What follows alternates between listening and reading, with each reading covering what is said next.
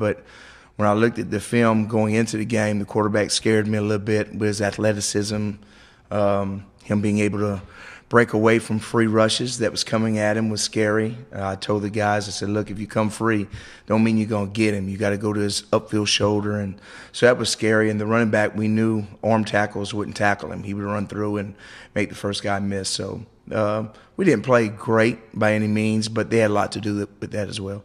How do you go about fixing issues like that? Like just during the week, obviously you can work on things all through camp and you get time, but when you have a week to kind of work on things, how do you go about that? You go back to practice. You go back to having good posture and knowing what type of tackles you have to make according to where the back's at. If he's in the backfield, can I take a shot? If he's in open space, do I just get him down? And so just some of those things. It's all teaching moments, which is good.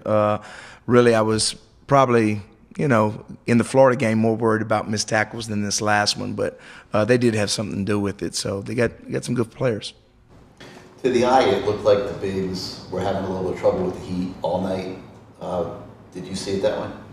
I don't know if it was the heat. They had a good game plan. I thought they ran us sideways at first, and then they started coming inside later on. But they had a good plan to go outside and make us run, then come back inside. And it took a toll on us. We did play a lot of people inside. And at the end of the game, we had a bunch of backups in the game to win the game. We lost the safety. Harris was out, so we had to play Zaquan and Markeith. And then up front, it was just a different guy. It seemed like all the time tweak a hamstring or, whatever. So played a lot of guys. It was good to get the win. It's always good to win. We didn't play as great as we needed to, but I'm not going to apologize for a win. We got the thing done. And, last year we played against Georgia Tech, and I thought we played really, really good on defense until the last drive, and we lost. So I'll take this win over that one any day. What was going on in your mind? I think it was like a 6-7 minute review during that last play, and then all that time. Yeah, I remember my first year as a defense coordinator in college. I was at McNeese State, and I think LSU had lost a game. At the end of the game, they was in prevent, and I always had in my mind, if they can reach the end zone, never give them time to throw. So that's in my mind, like all-out blitz, don't give them time. So if I had to go back on it, I'd still do the same thing I did the other night, because the series before, when they scored on a 3rd and 10, I brought the house, and he made everybody miss and extended the play and ended up throwing it to the end zone one-on-one. So I'm going in my mind with the last play. I said, it can't be a one-on-one situation, because I didn't feel like we could get pressure on him and keep him in the pocket because we hadn't done it all night. I'm like, nah, we're going to play jump ball. So we brought Horton in, Isaiah in. And then that's what it is. A lot of people will do the same thing I did, but kind of in my mind, I always want to bring more numbers than they got. But I just didn't feel like I felt good about getting him if we came, because he'd escaped from us all night long. So it is what it is. We made the play to win the game. It happened. On the touchdown run, was there, besides obviously the missed tackle, was there any other breakdowns? Because it seemed Fortek was supposed to spike inside, and he didn't. He got caught up on the tackle, which made a crease. Really, Kiko was supposed to scrape, but Kiko, having a nose for the ball, kind of fell back into the play and just didn't run his feet, and he get his hat across, and the guy broke a tackle, and he ran through it, and there was really nobody there because we were in zero. It was a 4th and short, 3rd and short, whatever.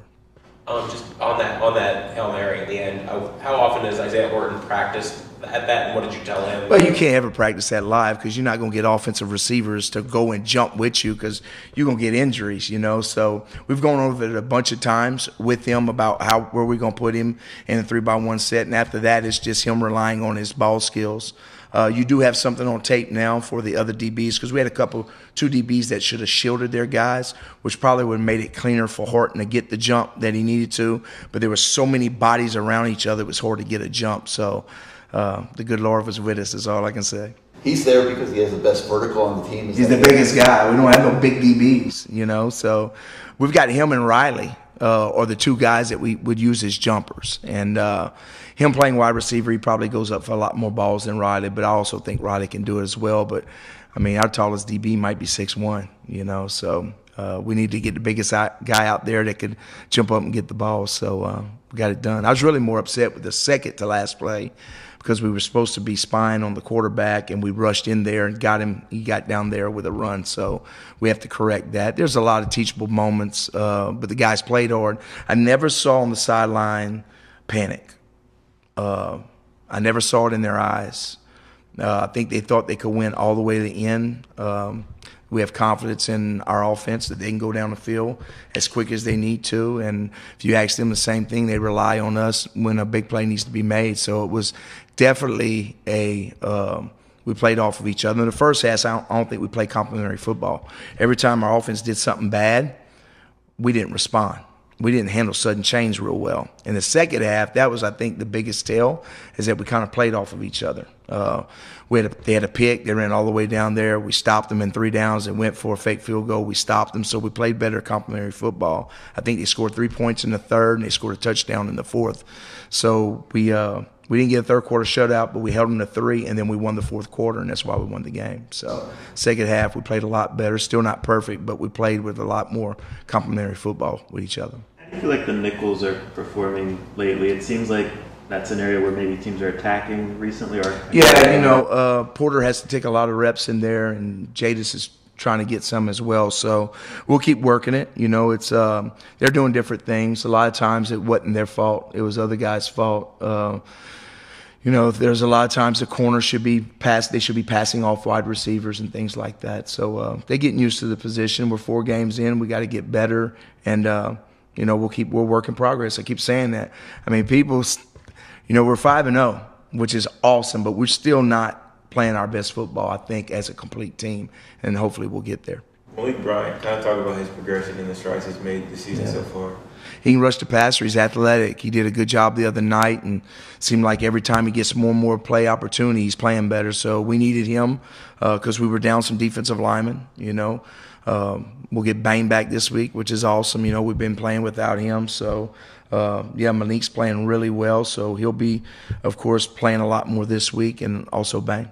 What went into the decision to move him from linebacker to the edge? He's more natural on the edge. He doesn't feel it as well inside. When you're an edge player, you either chase the ball or it's coming at you, whereas when you're inside, that's the most instinctive position there is on the football field. It's like a running back. And you can't just put a fast guy to play running back. He's got to be able to feel it. He's got to see it. It's just a knack at inside backer. Whereas Malik, he don't think when he's outside as much. It's all more natural to him coming off the edge. So it's just kind of a fit for him. Not everybody has that skill set, but he does outside. And then also I feel like Popo's gotten some more reps maybe the last week or two. How have you seen him develop, through the early part of this year, coming into this year? Yeah, we'll keep bringing him along. We picking spots to play him in there. He's getting better each week. If we get out in front, we can play him a lot more. It's kind of tough in certain spots, because we're at practice every day with them, and we know who can make the checks, who can't, and just all those different things. Popo's getting better and better, and he's going to get more and more playing time as he goes. The fake field goal, which again going back to Malik, being able to sniff that out, and then just what was going through your mind as you watched your guys do that, and then just how much of a momentum shifter do you think that was? Well, I was shocked that they faked it, to tell you the truth. I guess they wanted a touchdown right there, especially after the big turnover. I thought we responded well, forced them to a field goal, and then we got great push with AC inside. He knocked the guard back, which allowed Malik to make the tackle. And big time play. Kiko was wrapping around. He had saw the fake.